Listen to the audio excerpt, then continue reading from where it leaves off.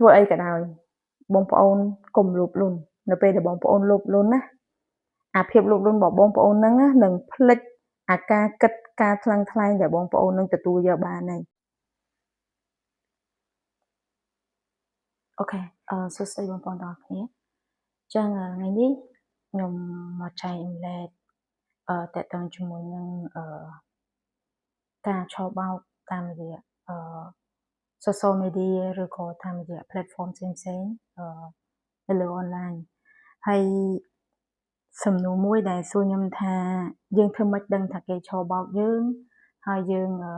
ត្រូវធ្វើយ៉ាងណានៅពេលដែលយើងជួបករណីแบบហ្នឹងជាក់ស្ដែងទៅបងប្អូនខ្ញុំក៏ធ្លាប់ជួបករណីហ្នឹងដែរប៉ុន្តែខ្ញុំអត់មានបានខាត់បងអីទេកាលហ្នឹងមានខ្ញុំដូចជាបើកទៅឃើញនៅក្នុង website ដូចជា link ចូលទៅ Instagram ឬក៏ Threads ទៅបងប្អូន app មួយដែលយើង link ពី Instagram ទៅដែលបងប្អូនចំណាំតែឃើញពួកគាត់ post ថាជាលក្ខណៈថាធ្វើការ part time ឬក៏ធ្វើការ on project អីហ្នឹងទៅគាត់នឹងទទួលបានជាទឹកប្រាក់នៅក្នុងមួយ project ប្រហែលហ្នឹងទៅហើយគាត់តែងតែ post តាក់ទងជាមួយនឹង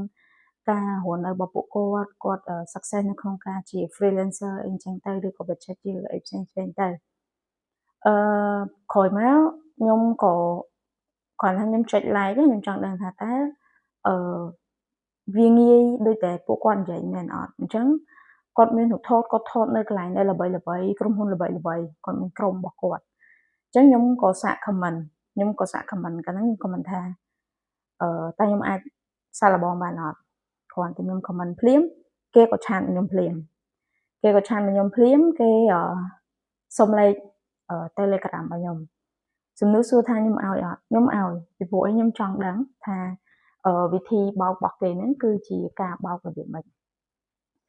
បន្តមកបងប្អូនគេបាននិយាយជាមួយខ្ញុំច្រើនណាគេនិយាយតាក់ទងជាមួយនឹងការធ្វើ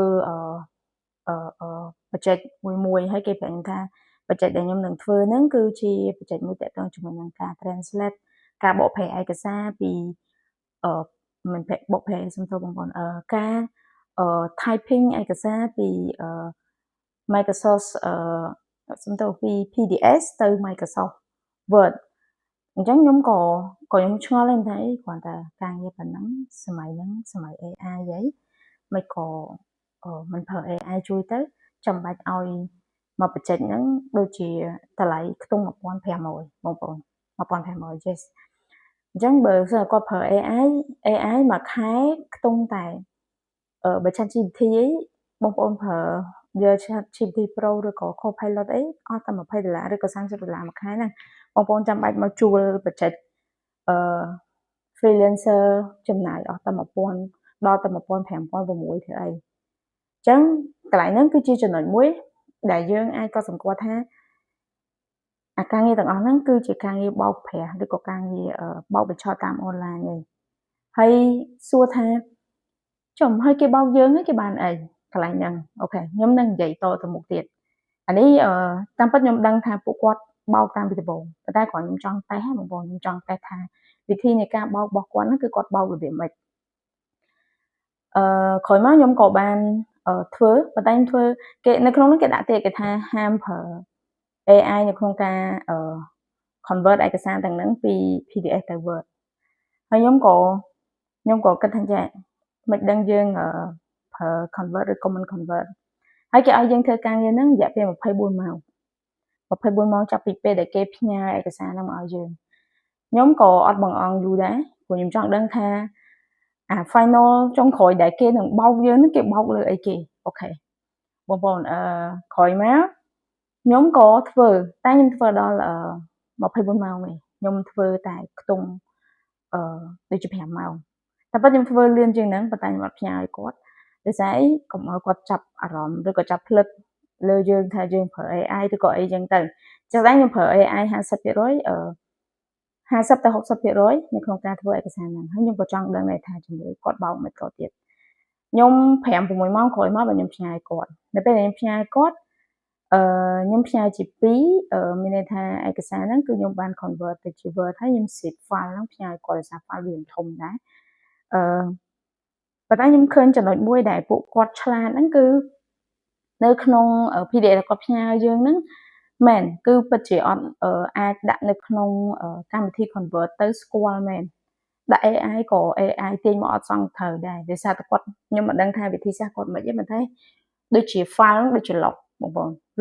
log យកតែម្ដង log អត់ឲ្យយើងធ្វើអីកើតទេអញ្ចឹងខ្ញុំក៏មានវិធីសាស្ត្ររបស់ខ្ញុំដោយសារខ្ញុំរៀងមនុស្សដែលរៀងទាន់ AI ច្រើនដែរខ្ញុំក៏ប្រើកម្មវិធីមួយចំនួនហើយខ្ញុំបានប្រើកម្មវិធីមួយទៀតគេហៅថា Microsoft Note ដែលអាចជួយ copy អាតិចហ្នឹងចេញពី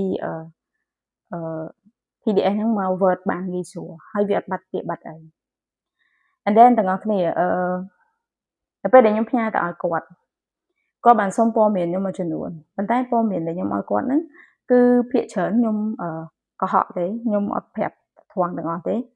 គាត់ក៏សុំអីប៉ុន្តែចំណុចមួយដែលខ្ញុំចាប់អារម្មណ៍មុនពេលដែលខ្ញុំផ្ញើការងារឲ្យគាត់ខ្ញុំបានសួរគាត់ថាខ្ញុំមិន make sure ថាគាត់ហ្នឹងនឹងវេលុយនឹងឲ្យខ្ញុំគាត់ថាកុំបារម្ភគាត់នឹង contact ទៅខាង finance department របស់គាត់ដើម្បីឲ្យយកព័ត៌មានមួយចំនួនពីខ្ញុំហើយគេនឹងវេលុយនឹងមកឲ្យខ្ញុំ yes គេរៀបមកស្អាតដែរបងប្អូនគេរៀបមកស្អាតនិយាយទៅគេរៀបធ្វើម៉េចឲ្យយើងស្លុតចិត្តជឿជាក់លើគេហ្មងណាយេតែតាមពិតខ្ញុំដឹងថាពួកគាត់បោកហើយអញ្ចឹងខ្ញុំចង់ដឹងបន្តទៀតខ្ញុំក៏ផ្ញើឯកសារទៅគេក៏បានឲ្យខាង finance department គេហ្នឹងគេ contact មកខ្ញុំតាក់ទងមកខ្ញុំផ្ទាល់ហើយក៏គេសុំឯកសារខ្ញុំមួយចំនួនគឺឈ្មោះរបស់ខ្ញុំអាស័យដ្ឋានរបស់ខ្ញុំអញ្ចឹងខ្ញុំដាក់អាស័យដ្ឋានគឺខ្ញុំដាក់ fake តែឈ្មោះរបស់ខ្ញុំដាក់ពិតបន្ទាប់មកខ្ញុំគាត់ក៏ឲ្យខ្ញុំហ្នឹងទៅបើកគណនីមួយនៅក្នុងធនាគារមួយធនាគារហ្នឹងខ្ញុំបានគាត់បានផ្ញើឈ្មោះឲ្យខ្ញុំហើយផ្ញើ link ឲ្យខ្ញុំដើម្បីខ្ញុំចូលទៅបង្កើតខ្ញុំក៏ចូលទៅប៉ុន្តែខ្ញុំដាក់ព័ត៌មានខ្ញុំព្យាយាមដាក់ព័ត៌មានដែរអត់សូវពិតនៅក្នុងនឹងទាំងអស់ 100% ព្រោះខ្ញុំដឹងថាពួកគាត់បោកបន្ទាប់មកនៅពេលដែលខ្ញុំដាក់ព័ត៌មានអីហើយគេក៏បាន transfer លុយនឹងមកខ្ញុំមកកង់របស់ខ្ញុំមែនដែរលុយដែល transfer មកហ្នឹងខ្ទង់$1600ប៉ុន្តែមុននឹងខ្ញុំបង្កើតហ្នឹងខ្ញុំបានទៅ search មើលហើយធនាគារហ្នឹងគឺមិនមានឈ្មោះនៅក្នុងបញ្ជីធនាគារទូទាំងពិភពលោកទេវាមានចែងថាឈ្មោះស្តៀងប៉ុន្តែមិនមានធនាគារឈ្មោះហ្នឹងនៅក្នុងធនាគារទូទាំងពិភពលោកទេហើយក៏ខ្ញុំបាន screenshot transaction មួយចំនួនខ្ញុំសួរ AI អញ្ចឹង AI ថាជាប្រភេទធនាគារមួយដែលអត់អាចគេហៅអីដាក់លុយចូលបានប៉ុន្តែអាចដកបានអញ្ចឹងខ្ញុំសួរ AI ហើយអញ្ចឹងខ្ញុំក៏គិតថាប្រហែលជាពួកគាត់មានវិធីទៀតខ្ញុំក៏ចង់ដឹងវិធីហ្នឹងរហូតដល់ចប់ខ្ញុំក៏បានផ្ញើឲ្យក្រោយមកខ្ញុំក៏គាត់ក៏ follow up មកខ្ញុំថាមិនអីបានឃើញលុយនឹងចូលអត់ចំណុច plot ទី1គឺគាត់បានវេលុយឲ្យខ្ញុំដល់ទៅ2ដងហើយខ្ញុំក៏សួរគាត់ថាហើយដល់គាត់វេខ្ញុំ2ដងគាត់ថាគាត់ច្រឡំ transaction ទី1បន្ទាប់មកខ្ញុំថាអូខេអញ្ចឹងណែដកចេញទៅវិញទៅប៉ុន្តែបងប្អូនត្រូវចាំចេះវាមិនងាយទេដែលយើងទៅបើកធនាគារនៅស្រុកគេស្អីក៏គេមិនទា passport គេមិនទាស្អីក៏គេមិនទាគេអត់មានទាអីខ្ញុំសោះហ្មង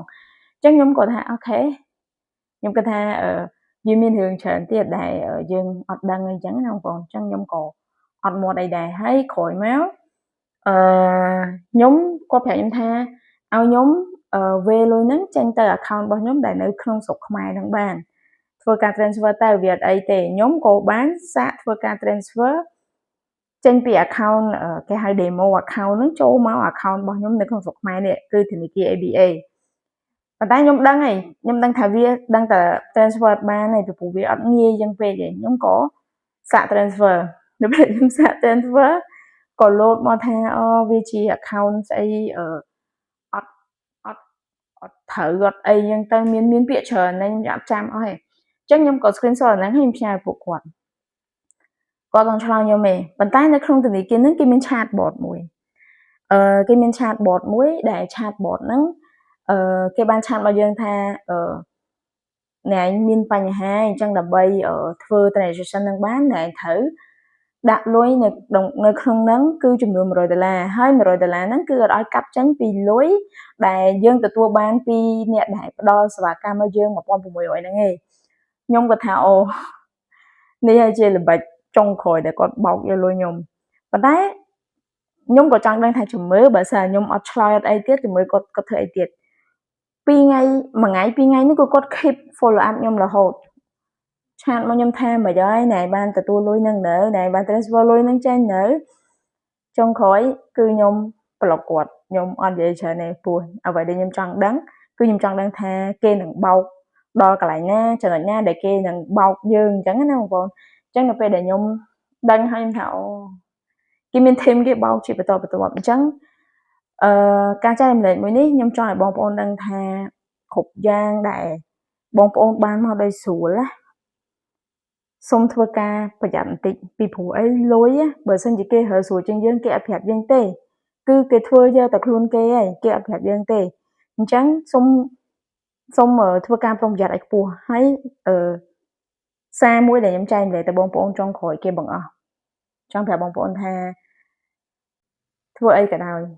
បងប្អូនកុំលោភលន់នៅពេលដែលបងប្អូនលោភលន់ណាអាភាពលោភលន់របស់បងប្អូនហ្នឹងនឹងផ្លិចអាការគិតការថ្លឹងថ្លែងដែលបងប្អូននឹងទទួលយកបានហើយអញ្ចឹងកុំលោភលន់ធ្វើអ្វីដែលជាសមត្ថភាពរបស់យើងធ្វើបានយើងគិតថាយើងទៅដល់កម្រិតណាបើយើងដាក់ភាពលោភលន់នៅមុខមិនថាការងារមិនថាអីទេមិនថារឿងផ្ទាល់ខ្លួនអីទេបងប្អូននឹងអត់ទទួលបាននៅលទ្ធផលល្អទេអញ្ចឹងជាថ្មីម្ដងទៀតលុយដូចខ្ញុំនិយាយចឹងបើរើស្រួលគឺគេមិនឲ្យយើង free ទេអញ្ចឹងកុំលោភលន់ធ្វើអីត្រូវពិចារណាឲ្យបានវែងឆ្ងាយដូចករណីនេះអញ្ចឹងហេតុអីបានខ្ញុំចែករំលែកដោយសារតែខ្ញុំចំណាយពេល1ថ្ងៃ2ថ្ងៃជាមួយគាត់នៅក្នុងការចង់ដឹងថាតើវិធីការបោកនៅតាមអនឡាញហ្នឹងគេបោករបៀបម៉េច step កន្លែងណាដែលគេបោកចុងក្រោយអញ្ចឹងចុងក្រោយហ្នឹងគឺការបោកតាមរយៈការតម្កល់លុយអីតិចតួចចឹងទៅអញ្ចឹងបងប្អូនសាកគិតមើលម្នាក់$100ចុះបើគាត់បោកបាន1000នាក់10000នាក់1លាននាក់គាត់បានអញ្ចឹងប្រយ័ត្នទាំងអស់គ្នាពីព្រោះសម័យបច្ចុប្បន្ននេះបច្ចេកវិទ្យាកាន់តែទំនើបអាការដែលធ្វើគេហៅថាឆក់បោកតាមអនឡាញហ្នឹងក៏មានច្រើនដែរអញ្ចឹងខ្ញុំសង្ឃឹមថាបងប្អូនទាំងអស់គ្នានឹងប្រុងប្រយ័ត្នទាំងអស់គ្នាហើយចាំពាក្យខ្ញុំម្ដងទៀតកុំលោភលន់បងប្អូននឹងមិនចាញ់បោកគេទេអរគុណច្រើន